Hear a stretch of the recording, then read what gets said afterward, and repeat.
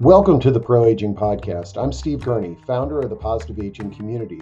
We're excited that you can join us for live and interactive discussions with pioneers and thought leaders on a wide variety of topics related to aging and longevity. On today's episode, we chat with Dr. Shannon Dowler, who's the author of It's Never Too Late, Your Guide to Safer Sex After 60. Dr. Dowler is a family physician who's also an expert on sexually transmitted diseases, and she provides a refreshing overview of sexual education for people over 55. So let's jump into a great discussion with Dr. Dowler, who happens to be a pretty good musician, songwriter, and comedian as well.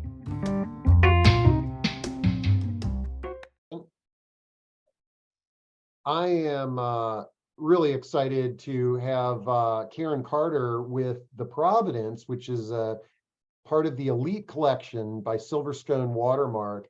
And Karen, first off, thanks for your support of the Positive Aging community. And tell us a little bit about your community. And you've got several sister communities and a few more coming down the road here in the Mid-Atlantic. And then we're going to talk a little bit about this exciting screening that you're involved with a documentary on Robin Williams. Yes. Thanks, Steve. Thanks for having me. I will be brief. As Steve has informed you, I do work for the Providence Fairfax, which is one of the members of the Elite Collection. The Providence is located on the edge of Vienna, just next to the Vienna Metro station. So if you're familiar with the Metro West neighborhood, under those auspices, you know exactly where we are. We are an assisted living and memory care community. We have two sister communities up and running right now. The Landing in Alexandria has independent living, assisted living, and memory care. And the Seneca, located in Rockville, has assisted living and memory care. We're also building the Trillium at Tyson's, so more on the horizon. Yep, and then I saw also when I went to the website to pull this down that you've got another one coming in Montgomery County as well. That's exactly right. I forget about that one. Sorry about that. So, okay, so now, one of the main reasons I wanted to have you on is to talk about all three communities are doing a screening and discussion on Spark, which is the documentary that talks about Robin Williams and his battle with Lewy body dementia. I've got the trailer ready and up to go, but do you want to share some of the details of that screening? I'd be delighted to. Thank you. First and foremost, we're very excited to be partnering with Insight Memory Care Center and the Lewy Body Dementia Association to be able to present this. It's going to be held in all three communities. So an in-person screening on Thursday, March 16th. The movie will start roughly about 6 or 6:15. There will be an introduction from the Lewy Body Dementia Association.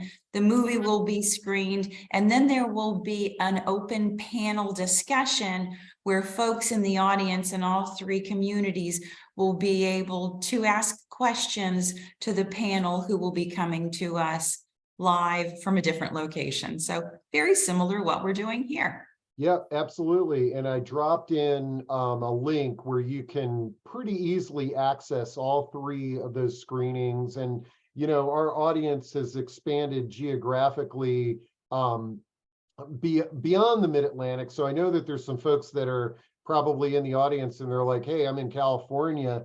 But so what do you say, Karen? I try to load up the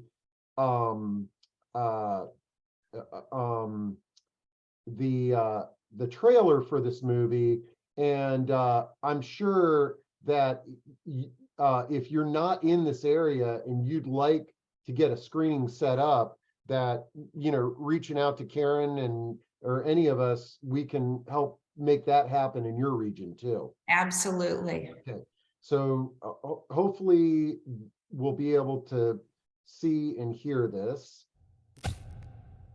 For me, if it would be anything, it'd be a neurologist, because it's just the brain fascinates me. It's quantum neurology, it's quantum physiology, that the moment you think you understand it, it comes out with something else.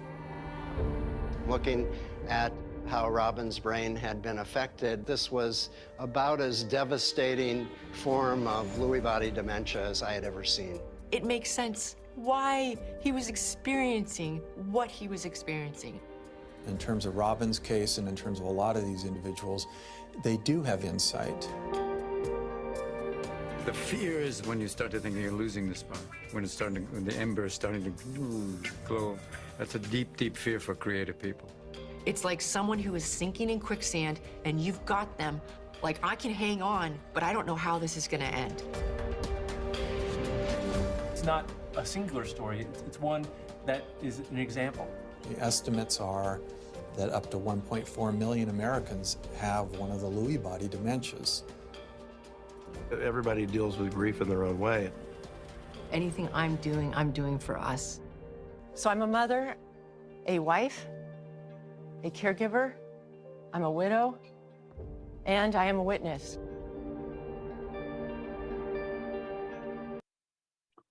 All right.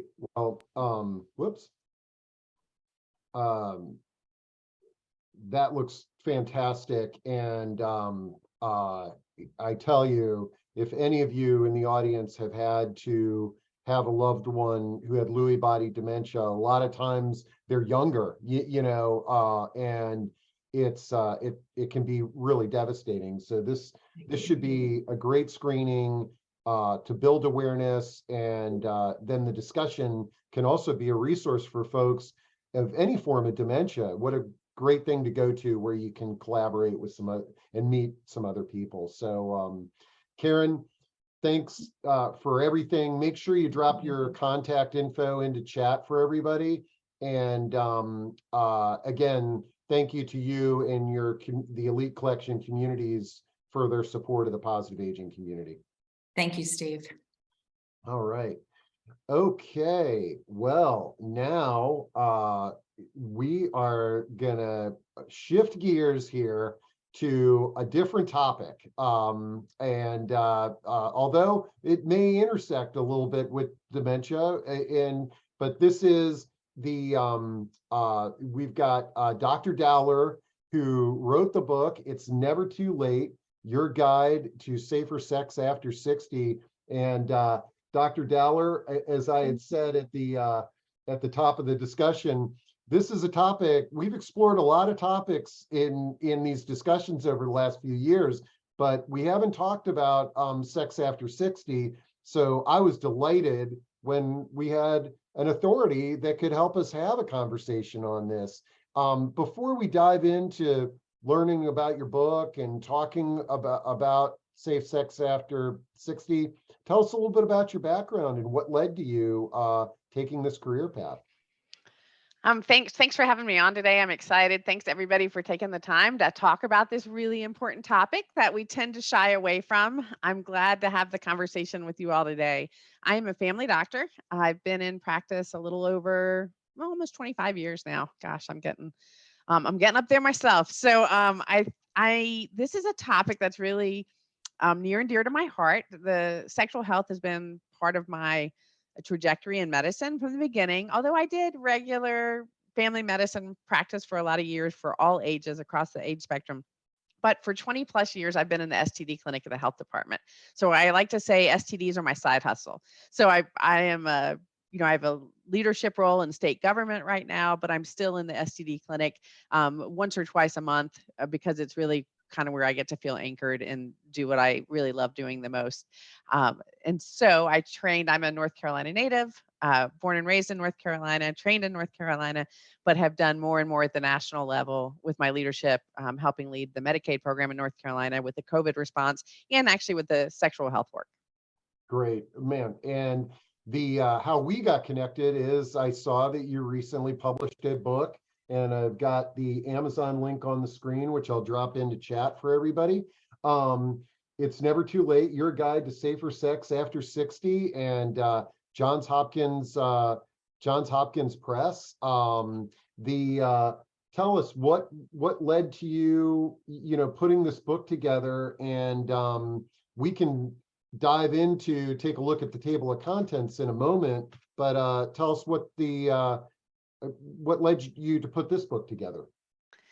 Well, so this particular book actually was a spark after one of my rap videos went viral. So I'm not your typical family doctor. I like to rhyme a lot. So I write a lot of limericks, and I have used rap or rhyme to be an educator ever since, like, going all the way back to high school. And so all through medical school, I've always used rap and rhyme. And so I had done an STD rap video for younger adults that got a few thousand views. People were interested. And then I did this one.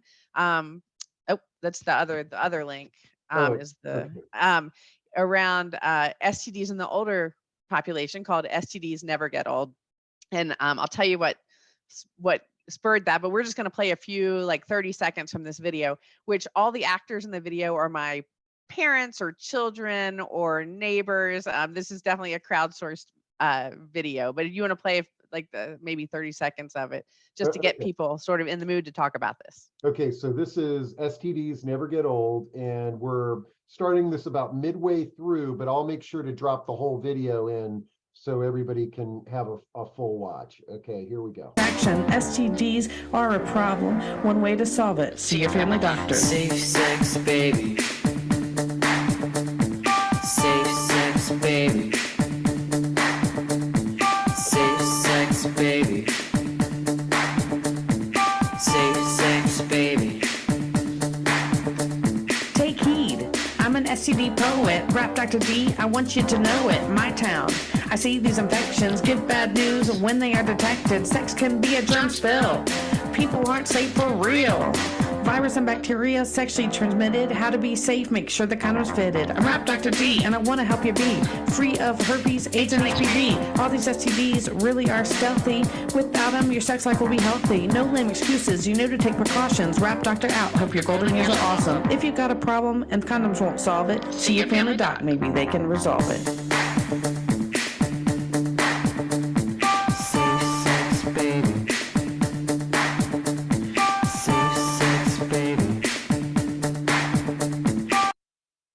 Wow, that is awesome. Okay, man, what a preview to the discussion that we're going to have here, folks. And I'll make sure to drop that into chat here so you can take a full read of this. And man, you're a real Renaissance woman, a medical doctor and a rapper, and I think the other video you had a country music hat on. So this is really cool. So I've always enjoyed using humor and rhyme, because I can't help myself. I was influenced by Shel Silverstein as a youth to get messages across. And what I saw over the last maybe 7 or 8 years now is in the STD clinic. I always kept my family practice where I did full, scope family medicine, but I would stay in the STD clinic a day a week or a half day a week because it just was the thing I enjoyed the very most. I noticed that the age of the people coming into the clinic had changed, and that instead of being like an average age of 20 or 22, where you had a lot of teenagers and young adults, all of a sudden I was like, whoa, the average age is more like 40. And now I would say there are some days I'm in clinic, the average age is 50. And that means there are a lot of people over that age range to balance out the teenagers who are still coming in. And it was the day when someone, an 80-year-old, actually pulling their oxygen tank behind them, came into clinic, that I said, something is different. And that's when I started researching and looking at the data and really seeing that the rates of infections across the board are just going up and up and up in the older demographic, which I will say is 55 plus, for the purposes of how we report sexually transmitted infections. And it's continued. That trend and trajectory has continued. So it seemed like a great opportunity to do some education. Man, this is great. And actually, Sue has a question right out of the gate here. And this is also another great reminder for the best part about these discussions are responding to your questions and your comments. So don't hesitate. And I believe in in the Q&A, if you want to ask a question anonymously, you can do that, okay? So if you're feeling a little shy about this topic, you can do it anonymously in there. But Sue asks, I'm curious to know the prevalence of STDs in elder care communities. Dr. Dowler, do you have any data on that, or is that something that's tracked? Yeah, so not specifically tracked, but what we have seen is that, and it depends on what you mean by elder care communities. So it's that whole range of retirement communities where folks are just independent and doing their own thing. What we like to say, the college days without work or classes. So where all sorts of fun stuff is happening. We should all be so lucky. And then then you move into assisted living or into memory care units, and we're definitely seeing infections across all those domains. They're really different topics. So the book is really geared towards people who are um, living more independently and able to give consent. The issues that you see in the retirement, in the like in a memory care unit, are really different, because while there's a lot of sexual activity happening there as well, you run into consent issues that can be really challenging to navigate for administrators in those homes, and for family members who are trying to navigate, is this okay? What's happening with my family member? But the rates are going up, no question, across the 55 to 64 and then the 65 plus. And every state tracks their own data, but it ultimately all feeds into the CDCs and the national data. Unfortunately, that national data lags by a couple years, because by the time the counties collect it and they send it to the state, who sends it to the CDC, it just takes a while for that to happen. But undoubtedly, rates are going up everywhere. If you look at North Carolina specifically, which I do all the time because I work for the state government, we have seen doubling rates year after year after year in 55 plus and 65 plus communities in our state. So while older adults are not getting infections at the same rate as the teenagers are, right? We get it. The teenagers are having more sex than anybody. They are seeing increasing rates consistently, and even through the pandemic, the rates have continued to rise.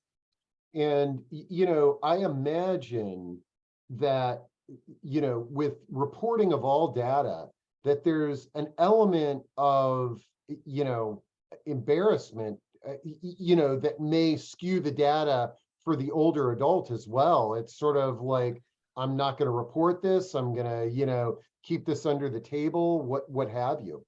Well, every state has different rules about what are required infections to report. And this is one of the challenges level. So North Carolina has certain reportable infections where if I see someone with chlamydia or gonorrhea or syphilis or a handful of things, I have to report it to my county, and then they have to report it to the state, and that has to be reported to the CDC. But it varies around the country of who reports what and what's compulsory or not. Nobody's tracking a lot of the infections. So we don't have data on herpes or on human papillomavirus. We don't have data on some of the newer infections that some of you may not have even heard of before. So what we do have is the data that we have tells us that we are seeing alarming trends. And we know that we're missing a lot of the infections. There are a lot of people out there that are asymptomatic. They don't feel infected, and so they're not getting tested. Maybe they're not telling their primary care doctor that they're sexually active or that they have a new partner, and they don't feel any symptoms. And so therefore, we don't even know they're infected yet, but they're spreading the infection to other people. Yep. Okay. One of the things, keep the questions coming in, and I see a couple people have their hands raised, but what I like to do with authors, and I want to do this sooner than later with you, is go back to the Amazon page here, and let's take a peek inside the book. And I'm going to scroll down to your table of contents here, and so that we can sort of see the organization of the book. But this is also sometimes works out to be a great opportunity for some talking points to kick off our discussion here. And so, it starts off with chapter 1. You may be wondering why I've called you here today. I can imagine what how you open this book up, but tell me a little bit about that chapter. Well, so throughout the book, I have lots of stories. So I tell patient stories. I have, quotes from older adults that I interviewed for the book, but also doctors that take care of adults, and I tell a lot of stories about patients I've taken care of, just because you can learn lessons from other people's experience. And so I actually start off the book with a really sweet story of someone I know who, in her mid 70s, started dating for the first time, and since her husband of many, many, many years had died, and she never imagined that future for herself. She didn't think she would ever date again, and it's really sort of a lovely story about her falling in love in her mid 70s when she least expected it. And so I think one of the things I want to say about the book is this is not like a shame on you book. This is a heck yes. We should all be so lucky to enjoy healthy sexuality in our older years, right? I mean, I don't think there should be absolutely zero shame in that. And we've got these sexual revolution children who are now retiring. And so we should expect nothing less than for them to continue to push the envelope about how we think about sexuality. And that is great. So the book is celebratory. It is not a book about shaming or making people feel embarrassed. I start off sort of telling my story about how I got into this. I go a little more into my training during the AIDS epidemic and why I got particularly interested. And then I talk about some of the trends. Sex in the 21st century, it's different. There's all sorts of things out there that you've never heard of before, especially if you've not had a sex ed class in 20 or 30 or 40 years, or maybe ever, depending. So it's this idea of we've got to get caught up. But we also have these patterns and trends. We have new drugs, so we can live longer, we can live healthier, and we can live more vigorously because we've got drugs to help with erectile dysfunction. We have a hormone replacement that can help women enjoy sexuality later. There's all sorts of things happening on the medical side that help us live longer and have sex longer, that are really important. And then there are these other patterns that we see around sexual networks. So using hookup apps and dating apps, it's so much easier to find people and meet people than it's ever been before. And whether you just want someone to share dinner with or to watch the sunset with, you want to have a long-term relationship, or maybe you're out of town and you just want to hook up with somebody. There's all sorts of ways to find partners and meet partners now that didn't exist 20 years ago. I love it. Now, one of the questions that I was going to ask you about is that, I know that a lot of the STDs are now treatable and curable. And I see that chapter 4 and 5, you've got the treatable and curable STDs and the treatable and not curable. Can you give us sort of the Cliff Notes version on that? And is my assumption correct that there's a lot of treatments that didn't exist, back 10, 20, 30 years ago? For sure. And so there are a lot of treatable, curable infections. Those tend to be our bacterial infections where you come in, I diagnose you with syphilis, I give you a shot of penicillin, you go home, everybody's happy. So we've got a lot of those infections.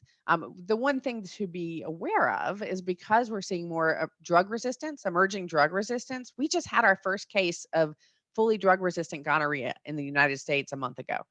So drugs are bacterial infections we could treat historically, we're now actually losing our grasp on. And that's one of the reasons why it's so important to catch these infections early and treat them early, so that we can get around this. But there are lots of infections that are permanent. You have them forever. Are they going to kill you? No, very unlikely. Are they going to cause you discomfort? Probably. Is it going to make you have to have some awkward conversations that you wish you didn't have to have? Probably. And then there's this handful of infections that could actually shorten your life and lead to death. And it's just important to understand the lay of the land and what's out there so that you can be armed and protected. Or maybe it's not you, maybe it's your best friend or your neighbor or someone you golf with. It's how can you get knowledgeable so you can help yourself or the people around you? Okay, great. And this looks like an amazing resource. I dropped the book into the link into chat. And let's see, Leslie is asking, are boomers pushing the envelope, increasing the age limits on sex? And before you answer that question, one of the things that I was going to say is that one of our, in addition to solo aging, which, for you solo agers out there that are dating, this has implications. But the other topic that is probably one of our number one topics is ageism. And, this conversation about sex is one that is ripe for an ageist viewpoint, that it's sort of like, oh, I mean, I've probably uttered the words when, when I was younger. It's like, oh, there's no way I'm going to have sex over 60. I just wouldn't do that, and I'm almost 60 now, and I, can see, as long as my wife is cool with it, continuing our sexual relationship here. So but so are boomers really sort of changing this dialogue now as we're growing older? Yeah, so I want to touch on both those things because they're really important. Ageism, absolutely. So there is this assumption in healthcare, I think, whether it's explicit or implicit, that older adults are asexual, that something happens and you no longer have sexual desires or needs. And we know that is not, in fact, true, except we're not good at doing this in healthcare. And so if you think back to the last time you had a physical or maybe a Medicare annual wellness visit, did they really dig into, are you sexually active? Are you sexually active with men, women, or both? Have you had new partners in the last 3 months? We're all guilty of it. You start making assumptions about people. Maybe you have a patient that's been through prostate cancer and you're like, oh, they're not having sex anymore. But they might be, and they might be having other types of sex that put them at risk. So we have to do better in healthcare. And there's a chapter in the book about this, around how healthcare really needs to do better at not assuming older adults are asexual, but also all of us patients have to do better at being honest, because a lot of the times we'll sort of not acknowledge the question, or we'll blow it off, or not be completely honest because we're embarrassed. I've done a lot of urgent care work in my career, and a lot of people will go to the urgent care for their STI testing because they don't want to see their family doctor, because maybe they sing in the choir with their family doctor, or they just don't want to let them know that they hooked up with somebody where they were on a business trip. It's a different thing. So back to the question about boomers, absolutely. I mean, this is the group that's retiring now that brought us free love and helped us talk about masturbation and helped us think around protection. And this group pushed the envelope a long time ago. Now they're retiring and they are truly pushing the envelope. So swinging, sex parties, key parties, all these things are alive and well in the older population. And great. I saw a guy in clinic recently who was 56 years old and had just gotten home from a lovely weekend of having sex with quite a few people in another state. He unfortunately had gotten some infections, but we should not make assumptions in healthcare, and know that we are definitely seeing that the envelope's being pushed, and great. Yeah, and as you were talking about that, let me pull this book down. It's I'm reminded of, if anybody's interested in an interesting read, there's a book out there called Leisureville, and it's behind the scenes of the large retirement community called the Villages in Florida. Most people are familiar with this, but the book is wonderful, and but there's a couple of chapters that are talking about how it's like game on down there for a few folks. There's a character in the book called I think Mr. Midnight, who's got the jar of Viagra right on his counter, and he's got a ton of girlfriends, and it's off the hook with him. And so and it's not unique to the Villages. And so there are, I think, 20,000 retirement communities across the country. And that's another pattern and a trend we're seeing. People are retiring earlier because of investments at the federal government level and towards retirement. People have money at retirement in a different way than they did maybe 30 or 40 years ago. And so they're going into these living close together with other like-minded people. And we're seeing that people are sexually active longer. Great. Okay, let's see. We got a question. Does your book cover self-love without a partner? Safety on using battery-operated boyfriends? Wow, I've never heard that term. Thanks for sharing that. It is actually, yes. I talk about sex toys in the book because we see people coming in with infections, usually because they've shared sex toys with other people and not understood that can actually transmit infections. And so I do cover sex toys, sex toy hygiene, and some of those other topics. I talk about a lot of things. I talk about kinks and some of the risks with aging around kinks. Some people have to modify how they're sexual because of, arthritis or other physical limitations that are different in an aging population. Great. Okay. I've got a couple of people that have their hands raised, Millicent and Lynn. And if your hand was raised not by accident, I've opened up your microphone. Feel free to ask a question. A lot of times people click those buttons by mistake, but if you don't need to open your mic unless you had a specific question or comment that you wanted to share. I want to say something, yes. How did you get my email address? Well, nobody would have their email if they weren't signing. Somebody signed you up because I can't.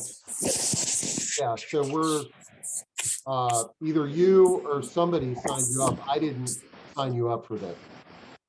You didn't set me up with it. Maybe it's something similar to wellness that set me up, something similar to this that set me up.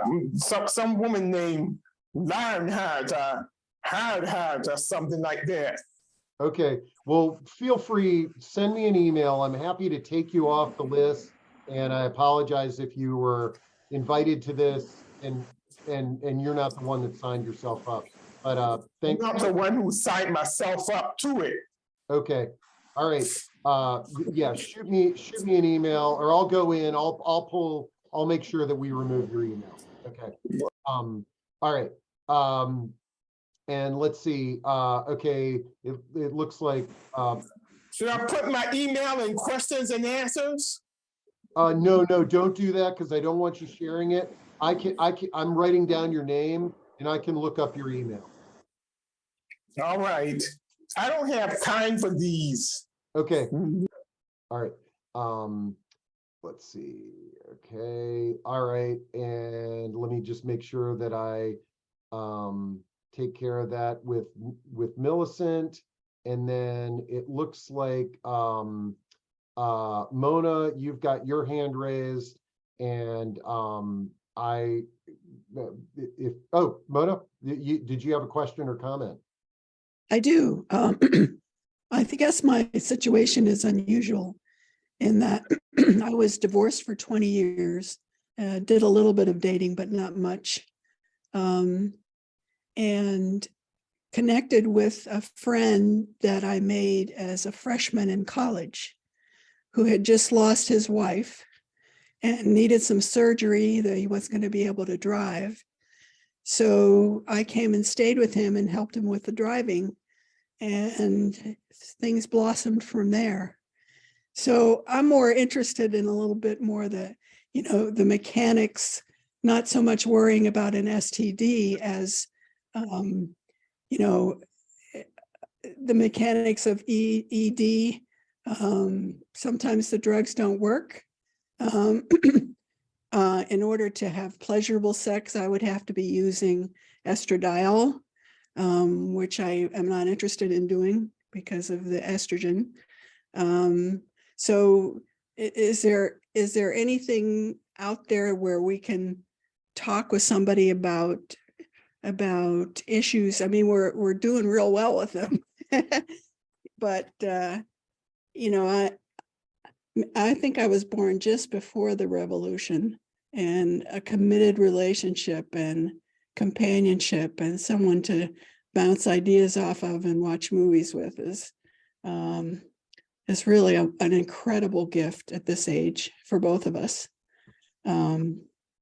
So is there? Yeah, thank you. Thanks for your question, and thanks for your bravery in asking that question. And yay, I love your story. I'm so happy for you. And I would say, though, it's really important that make sure that you and your newish partner are both checked for everything, because a lot of people do have asymptomatic infections that could cause problems or cause discomfort with sex or other problems. As far as the mechanics and logistics. I do reference this in the book some, but the book is, I am not a sex therapist. So I'm the person you come to when you've already had really good sex and you've unfortunately gotten an infection. So, but I do reference some books in my book that I think are really good. And I reference some websites that I think are good. There are lots of ways to get around erectile dysfunction now, lots of different options, working with a urologist. And for women, I'm a breast cancer survivor myself. And so I'm not going to be able to use estrogen products in my postmenopausal state. There are other things that can be done. And so that's a really important conversation to have with your primary care doctor or your gynecologist or urogynecologist to help you find the right balance of things that are safe without using hormones if you're someone that hormones aren't an option for. Right. And I think people need to know, as we've discovered, that you don't have to have an erection to have an orgasm. Absolutely. Yes. And there's all sorts of, yes, and lots of different kinds of sex people can have, and that's okay. And but one of the things that's important and that I talk about in the book a lot is we're seeing a lot more what we call extragenital infections. And so there's sexually transmitted infections in the throat, for instance, or in the eyes. It's not from eye sex. It's from people not washing their hands, and then what we call auto inoculation, where you rub your eyes and you end up with chlamydia in your eyes. So there are some really important patterns and trends for people to be thinking about around infections, and also risks around cancers tied to the human papilloma virus. That's really important. So I talk about that a lot. There is a vaccine out there. It's not indicated if you're over 45. So if you're reading my book, you're probably not getting the vaccine. But I bet there's a young person in your life that would be good to make sure they've gotten the vaccine, because what we're seeing is only about half of people have been vaccinated. And we're seeing this huge increase in head and neck cancers in the 50 plus demographic because of human papillomavirus, which we can now prevent with a vaccine. Okay. Well, we haven't had any indication for either of us that we needed to be checked, but you think we ought to be checked anyway? I think everybody should. You should have a baseline. It'll probably all be negative, but then and that also creates an opportunity for conversation with your primary care doctor that opens the door for the other conversations that can maybe feel a little uncomfortable around, well, is sex working for you? Is it, or, are there other things that we should talk about? Yep.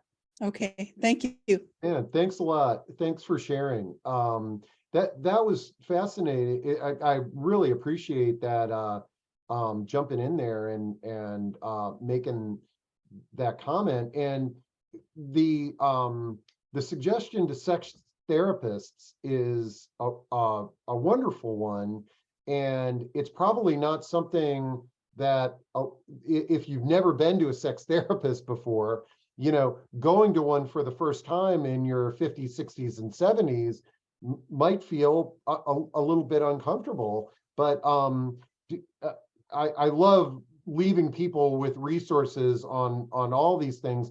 Do you recall like any of the websites or the books that you reference on that topic that I could share with the audience? One of the books I like is called Come As You Are, and it's around women and their sexual health. And one of the things I really like about this author, I've never met her, but she talks about the stigma that many women have, and particularly older women today have, around their genitalia being dirty, and that they were always taught when they were young that they're privates. And that it's dirty, and that there was all this sort of shame around it. And so I really like her message and the way she talks about that and helps women think about this a little differently.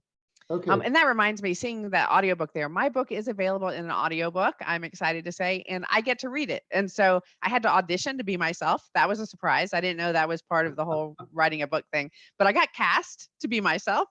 And so if you're someone that is like, I don't know that I want to read this book, get the audiobook, and then I'll keep you company on your walks or your drives. And my husband listened to the book that way. He's enjoyed the audiobook version for him more than the written book version. It's pretty sad, and that I really don't read that much anymore because of because there's so many audio resources, and it gives you the ability to do something else while you're reading the book. And absolutely, you can multitask. You can be cooking dinner, or I'll go clean my chicken coop.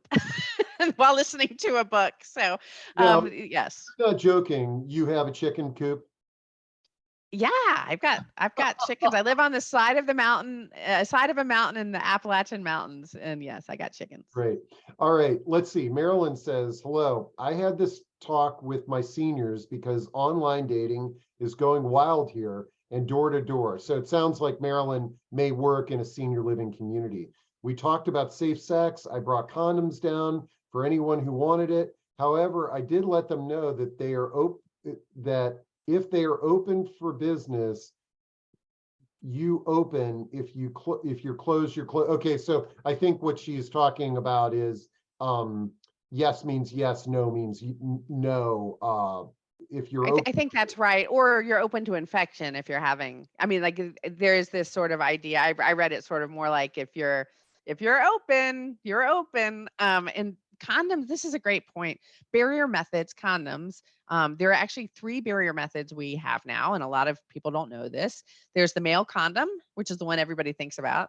There's the female condom, and then there's something called dental dams. And I talk about these in the book too, just so people understand what they are and reference them. But those barrier methods that prevent you from exchanging body fluids essentially are really important. And I think once people are not worried about being pregnant anymore, a lot of people don't think about condoms.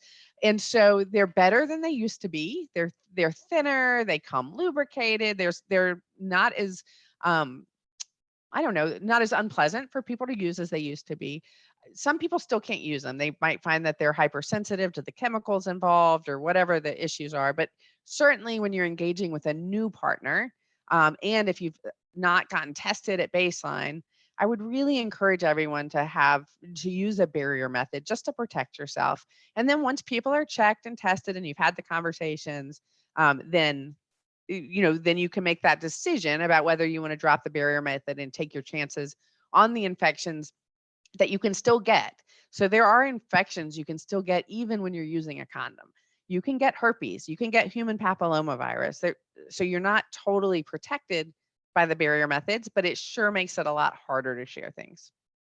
And another thing worth bringing up, I used to teach this general aging studies class to undergrads at UMBC, and we did a whole talk on sex after at advanced age, and I believe the oldest person to give birth was in like the 70s, maybe. It was in India.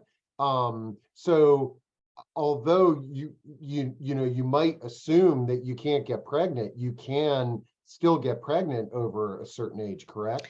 It's pretty rare, but really we're more worried about infections than pregnancy. Oh yeah, no, in this demographic, it's you like that's the stuff of nightmares for most of us postmenopausal people. Please don't say we can get pregnant. The interesting thing is that all of the advanced age pregnancies have pretty much occurred in India, where having a child is in the fertility clinics, they have a much older demographic, and these families trying to have children year after year, and they finally get pregnant in their 60s. So it probably can't really happen without some good fertility engineering there. Okay. Patricia says, I'm 63 and my friend is 40. Is there anything special that we should be aware of due to the difference in our ages? Nothing specific. It's more about what risk factors you bring to the table. I take care of plenty of people in their 60s who are having way more sex than people I know in their 40s. So I think it's about, what are their risk factors? I talk about this a lot in the book around understanding sort of there's a spectrum of risk with sex. So women having sex with women are the lowest risk. You're least likely to get or give a sexually transmitted infection, all the way up to men who have sex with men are the highest risk. And one of the things that we have seen is that gender fluidity and sexual fluidity, polyamory, so having multiple partners, is much more common now than it has been in some time. We're also seeing that some of the trends around the type of sex is really changing. So more and more people are having oral sex. Most people have oral sex, but actually the prevalence of having anal sex for men or women is much higher than it's ever been. And there are specific infections you have to think about there and think about things differently. So it's more about the kind of sex you and your partner are having and who you were with beforehand and what your risks are, and making sure that you get that baseline testing. And if you're having other partners, fine, just make sure that everyone's getting tested a little more frequently. So if you get an infection, you know it, you can treat it if it's a treatable infection, and not share it with somebody else. What we don't want is people, spreading things and then causing problems for people. Great. Okay, let's see. All right, Lynn, I think, Lynn, you had your hand raised, and I think Mona has her hand raised again. So Mona, if you wanted to unmute, if you have any follow-up questions that you wanted to bring up. I just wanted to really stress the thing that we've discovered, which is, I think a lot of people, if they have ED, they think they're out of the ball game, and that's not true at all. So just putting that out there. Oh, thank you, Mona. And I mean, I think that's a testament. I certainly see a lot of television ads and promotion in this area. So from a doctor's perspective, do you have any insights on ED and its impact on things? Well, I think that Mona's point's really well taken. There are lots of ways people can experience sexual pleasure, even if they're not able to have an erection in the way that they did earlier in their life. And so it's a really important piece of it. And then there's also this whole value around intimacy. Some people are going to find that sex is uncomfortable for them as they age, particularly women, or will have lots of issues around vaginal dryness and lubrication, and or maybe they've got terrible arthritis in their hips. There are reasons why some people will decide that being sexually active in a traditional way just doesn't work for them anymore. But you can still enjoy intimacy. And there's lots of ways to enjoy intimacy, but it's also not without risks. And so it's just important to be thinking about, and that's what I try to get through to people in the book is like, here are the basics that you just need to know. And so depending on how you're being intimate, these are the things you should get checked or talk to your doctor about. And these are the things maybe you don't need to worry about. Man. Wow. Well, this has really been great, Dr. Dowler, and I want to make sure that I leave time because we're going to close this discussion out with your grandma got infected with a virus video. But before we jump into that, are there any sort of talking points or things that that you'd like to make sure that folks know about that we didn't address in our conversation today? I think I challenge everybody out there to do two things. One, be really open and have dialogue with your partners and with your doctors, just to make sure you're taking care of yourself. Open dialogue is really, really, really important. And this is a topic that's really hard for a lot of people. Not as much for the 20-year-olds today as maybe the 70-year-olds today, just based on historical norms and where their comfort level is. But having an open dialogue is so important. And don't let people assume you're asexual. So challenge your healthcare provider to talk to you about sex and to ask you if you're at risk for sex, because the more they hear that from people, the more they're going to get more proactive around screening and testing. And that's really important. Don't let people think you're asexual or that your friends are asexual. And I guess the final thing I will say is, even if you're not thinking you need to get caught up on what's out there in the sexual health world, you might have a friend that needs you to get caught up. You might have someone or you live near or you enjoy singing in the choir with that are making some choices that are a little risky, and that maybe if you can arm yourself with knowledge, you can be a good resource for them. That's great. And a lot of this is anecdotal, of course, but I know I've had conversations with adult children who are at odds because mom or dad, let's say, widowed and met a new partner, and they discovered that they're having sex. And this is, you hear these stories all the time where it's sort of like, this can't be happening. And any words of wisdom to those adult children or to mom and dad who, are moving into a new chapter in their life? Well, I think as long as you're a consenting adult, this is, it's still your ball game. You do what you want to do. But if they're concerned, hear their concerns. Maybe it's because they know about some infections. Maybe they've navigated some infections and they're worried about your risks or they're worried about you getting hurt. That's okay. When you get into the category of non-consenting adults, which is more of where I hear where someone's got a type of dementia like Lewy body dementia, where they're disinhibited and they have more sex drive, but there's concern about, are they consenting? Is it really true consent? Are they able to consent? Those are really hard conversations and often need to be done in partnership with a geriatrician or with someone in the memory care world to help understand, is this a safe and healthy consensual sexuality, or is this someone dealing with coercion? Yeah. Oh, really, really good talking points there. And I think so many of the conversations that we have here, communication with each other is the root of all problems and solutions, so great words of wisdom there. Now, Owen has a question that I think defies age, and it's any thoughts on the variance in sex drive between partners? Any feedback that you can provide there? And again, we know you're an STD expert and not necessarily a sex therapist expert, and I would probably put that over more into the sex therapist bucket. It is definitely more in the sex therapy bucket, but it's a real challenge. I mean, it's real. And I think working through having those dialogue, that conversation about what you're comfortable with, what you need, what your partner wants and needs. And then if you're just going to be at odds on this, what are the solutions? There are solutions out there, whether it's that self-pleasure solution, whether you decide you want to have an open physical relationship. I mean, people make all sorts of different choices. A gentleman I saw recently in the clinic had told me he had a longtime partner, but his longtime partner just wasn't interested in being sexually active, but didn't mind that he was occasionally having hookups, as long as he remained emotionally attached. That was their choice. That's how they were comfortable. So having those dialogues, finding out where your boundaries are and your safeties. Couples therapy can be really helpful in this space because they're hard conversations to have. They can be difficult. But definitely it's all about dialogue and conversation and understanding, where people's comfort levels begin and end.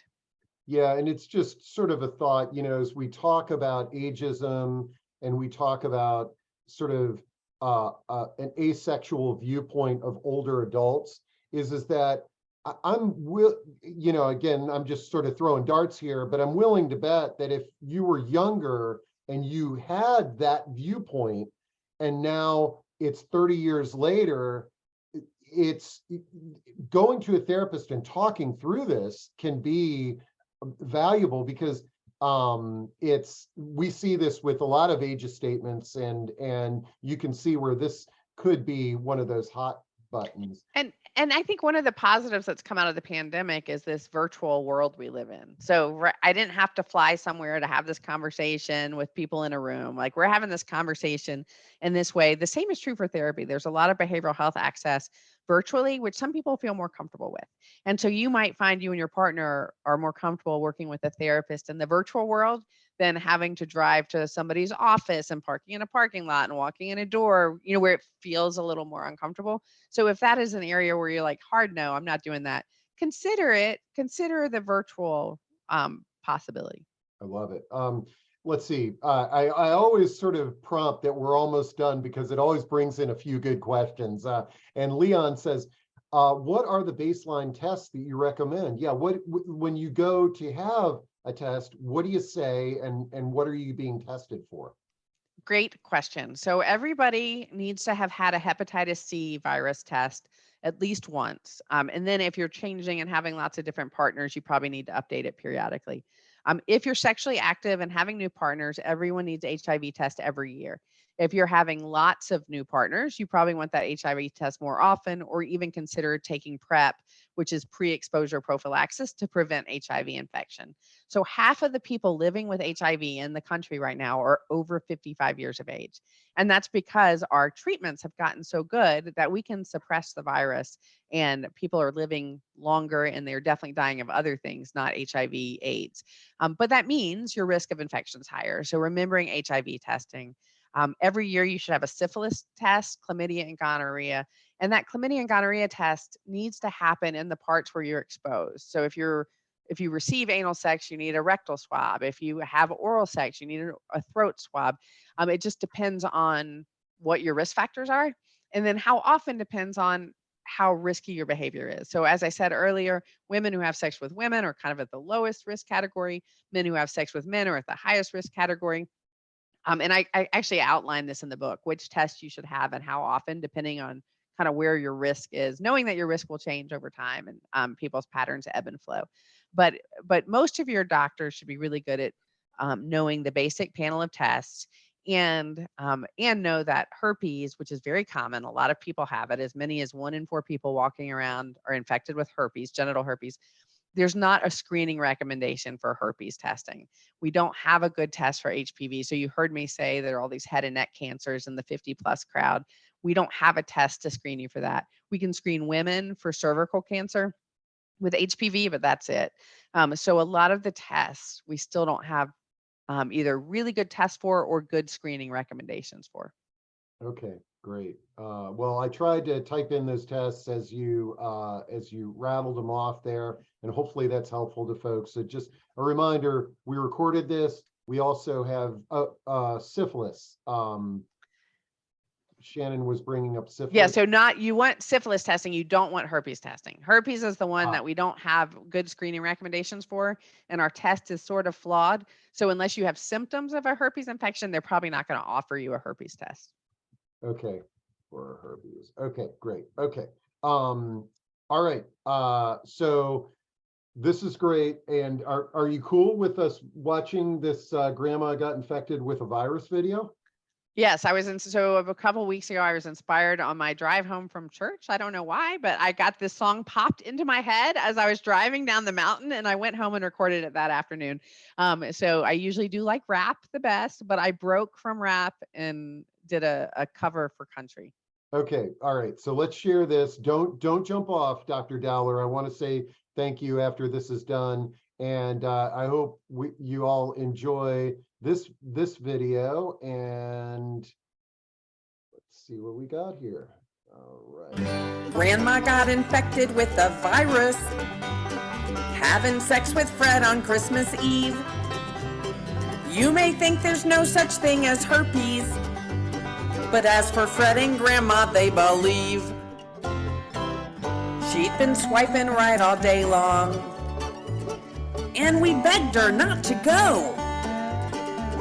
But she was itching for some lovin', so she took that random fella for a row.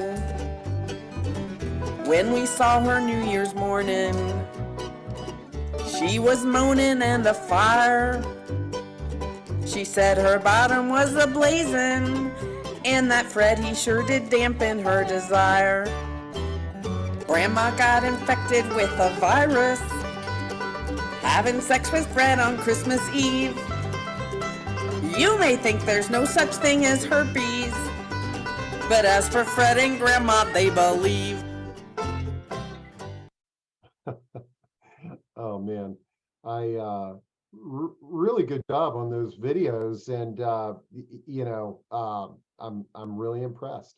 So well, Dr. Dowler, thanks so much for introducing this topic to us, and a big thanks to all the folks that tuned in today, and the questions and the sharing. I know that's not easy on a topic like this, but I think that I think one of the things that I really appreciate, like you said, is that your book is not meant to shame anybody. It's meant to empower us. Is that, whatever our preconceptions of aging and sex is that you can throw them out the window. It's individual, and it's having conversations, and it's being safe, and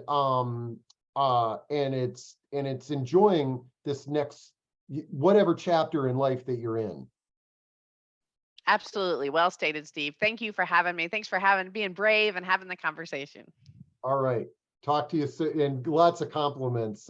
Thank you for this important discussion. I like Dr. Dowler's style, Barbara says, and I do too. Thanks so much.